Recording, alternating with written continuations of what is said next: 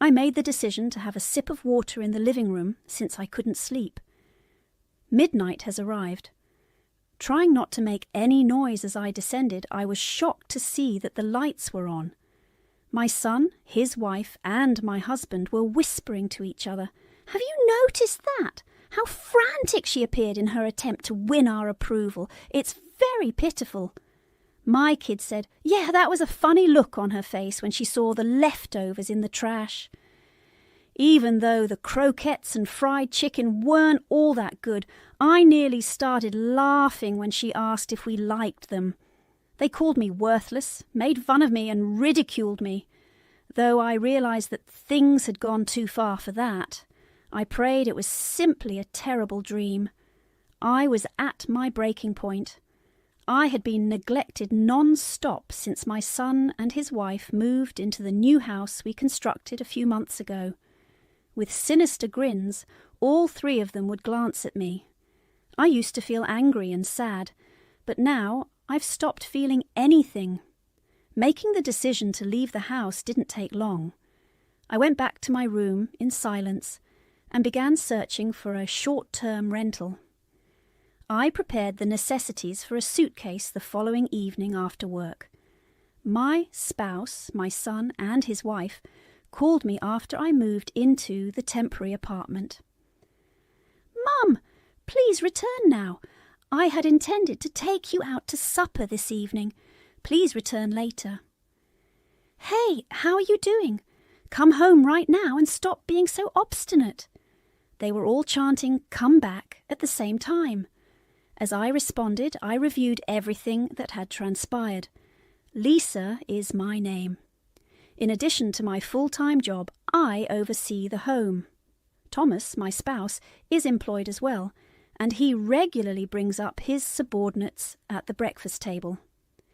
These days, young subordinates aren't even interested in picking up the phone. It's absurd. Now, things are different. You can accomplish anything with social media. They don't have a professional sense of duty. His never-ending anecdotes about the past would start when I was younger. I would listen to him with resignation every time. To put it plainly, my husband does not hold contemporary beliefs. He says things like, "Women should serve men," and "Men should work outside while women concentrate on housework and childcare." He enjoys acting as the lord and master since he can't tolerate losing control at home.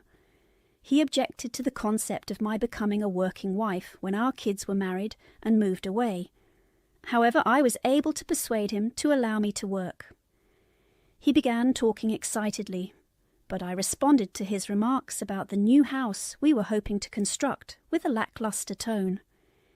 He had decided we need to purchase a new home, even though he was in his 50s. He stated that living in a new home instead of our old, dilapidated one would be more pleasant for us when we retired. But isn't the house we live in now adequate? Rather of reconstructing it, we may just renovate it. No, a new house is required. Thomas was adamant about moving forward with the construction of a new house and would not change his mind. In the end, we hired a builder of homes. "Let's invite our son and his wife to a celebration when it's done. They will adore it." He became enthusiastic and started organising the party's cuisine. I was aware that he would delegate all of the planning and serving to me while he made his menu selection. Silently, I told myself. My spouse and I moved into the newly finished home shortly after it was built. The room was softly scented with the distinct perfume of fresh wood. "Aren't you happy we constructed it?" He boldly pushed up his chest. I couldn't help but feel a little pleased at that very moment, even if it felt a little too roomy for just the two of us in a 2-story house. To commemorate the new house, Thomas and I threw a housewarming party a month later and invited our son and his wife. Wide-eyed with awe, our son Andrew and his wife Emma entered the house. They couldn't stop expressing their amazement, even though they now reside in an apartment. "It's really roomy. What a stunning home. It's amazing." Inspired by what they said, My husband jokingly said, "You can live with us if you'd like. We have other rooms available." I laughed it off and said, "Come on, they can't possibly want to live with us." The celebration came to a happy conclusion. I had no idea that they would move in a few days after the party and take his remarks seriously. My son and his spouse showed up with bulky bags. "What's up with everything?" perplexed, I inquired. Andrew's head tipped. "We're relocating." "Your husband said it was okay," Emma said. They entered as though it were their house. They informed me that their contract had been cancelled, with effect from the end of the month, when I inquired about their residence. "This is too abrupt," I remarked, attempting to subtly disagree in the hopes that they would stand on their own. However, they ignored him and instead won Thomas over. "What's the difference if one or two more people live here?" said Thomas. "It's not about how many people there are. Furthermore, they are stuck there if their lease is cancelled." "That is inhumane." My spouse insisted on doing it, even though it was their duty. Almost without our permission, they moved in with us. A moving truck eventually pulled up in front of the house, and a few sturdy workers got to work unloading boxes. When they eventually departed with a heartfelt "thank you," my son and his wife's possessions were strewn all over the new home.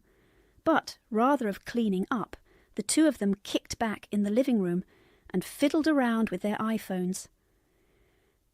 "These belong to you." There was nowhere to walk, so I said, "Please put them away." Andrew answered, "You should do it, Mom. We're tired." The movers handled the majority of the moving, and they accomplished little. When my husband noticed this, he just looked at the stack of boxes without saying anything. I pushed Thomas to say something to them. "Don't be so rigid, Lisa," replied Thomas. "For them, you ought to do it. We are kin." Then he went back to his phone. I calmed myself by taking a long breath despite my question. Why me? They must have valuable and breakable goods among their possessions. Despite our familial relationship, I was uneasy managing their belongings. "Emma, please help me at least?" I inquired. With their faces turned toward me, all 6 of them started talking, accusing me of being a horrible mother-in-law, a bully, and an inhospitable person. I was treated as if I were the one who was unreasonable, which completely confused me. Still feeling worn out, I made my way downstairs to the living room the following morning. My son, his wife, and my husband were all up and enjoying their coffee. Andrew whispered to me, "Thanks for yesterday," while I was staring at them blankly. His statement sounded phony. I gave a sharp reply. "We'll treat you to dinner as a thank you," Andrew went on. It turns out that I wasn't mishearing him as I had assumed. "Today Emma and I are going grocery shopping," Andrew declared. Emma gave a distant nod. "Is that accurate?" I answered. "Well, I'll leave it to you today." "We just moved and don't have much money," Emma said. "Yeah, so we actually need to borrow your card," Andrew responded. I blinked, startled. Were they going to purchase on my card, then use my own money to take me to dinner? They requested so confidently for the credit card, but something seemed wrong about it. Do I give it to them or not? I took a quick look at my spouse, who was savouring his coffee with little enthusiasm. I was hesitant to give them the card, but I did it in the hopes of getting along well with them. Emma and Andrew were as content as kids who get pocket money. I cautioned, use it responsibly, but I was secretly a little delighted. I saw this meal as a chance to further my relationship with them. Anything from the kitchen is okay, including the dishes. I pointed out the positions of the spices to Emma, and she nodded subtly, yes. When I got home from work later that evening, I was expecting they would have supper ready. What a lovely thing it would have been. Instead, I discovered the home to be quiet and gloomy. My son and his wife were nowhere to be seen when I turned on the lights and had a quick look around. There were store-bought side dishes from the local grocery on the living room table, with a message tucked in the middle. It said just that. "We're heading out to eat." Thomas returned home and glanced around the living room table while I stood there dumbfounded. He was dissatisfied upon seeing the store-bought plates. "You're the housewife," yelled Thomas. "Don't be lazy. It's not me." Andrew and Emma promised to take care of dinner tonight. Despite their promise to prepare dinner, I was left with a feeling of unease even after the meal. I responded, exasperated. I was going to face my son and his wife about what had happened the night before, no matter what. I said, "Good morning," but it felt as though I had said nothing at all. Nobody answered. They had acknowledged me at least until yesterday. Sensing a problem, I yelled, "Andrew, Emma!" more loudly. Andrew burst in the door, looking shocked, and said, "Oh, apologies." "We slept in too late. We're about to go. Could you prepare our breakfast?" It surprised me. They had caused me so much bother that they had just vanished. I was confused and offended.